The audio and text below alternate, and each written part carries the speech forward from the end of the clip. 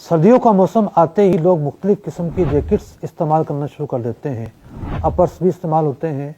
ऐसे में ये सवाल खड़ा होता है कि ये जो जैकेटें हैं, ख़ास तौर पर जो बाहर के ममालिक से आती हैं, क्या इनका इस्तेमाल करना जायज़ है? कोई भेड़िए की जैकेट है, कोई जनाब किसी और जानवर से बनी हुई है, ख़ास तौर पर जो हराम जानवर हैं उनसे भी बनी हुई होती हैं। देखिए, इस सवाल के दो जवाब हैं, एक बड़ा ही मुख्तसर और एक तफसीली। मुख्तसर जवाब ये है कि अगर वो जैकेट खंजीर की खाल से नहीं बनी, किसी भी जानवर की खाल से बनी हो, उनका पहनना जायज़ है। अब रही बात ये कि बाज़ जानवर वो होते हैं जो हलाल होते हैं, बाज़ वो होते हैं जो हराम होते हैं। अब मिसाल के तौर पर गाय की खाल से कोई जैकेट बनी है या लोमड़ी की खाल से कोई जैकेट बनी है। गाय एक हलाल जानवर, लोमड़ी एक हराम जानवर।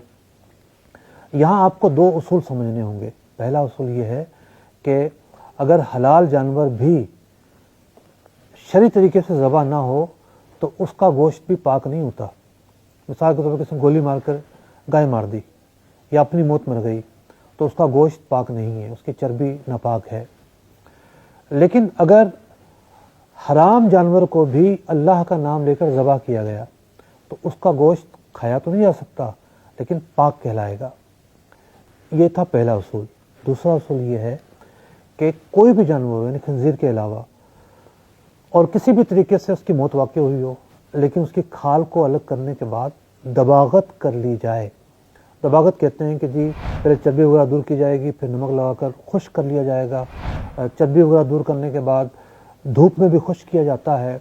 और आजकल जो मशीनी दौर है, जिस प्रोसेस से इन खालों को गुजारा जाता है, चर्बी बिल्कुल दूर हो जाती है और वो खाल मुकम्मल तरीके से खुश्क हो जाती है।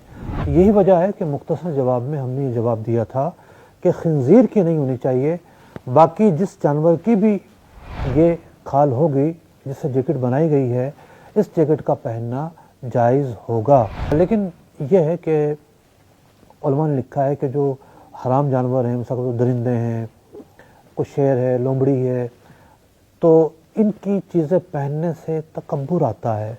तो अगर आप बचें, अगर आप उनको इस्तेमाल ना करें तो ज़्यादा बेहतर है, लेकिन उनका इस्तेमाल करना बहरहाल जायज़ है।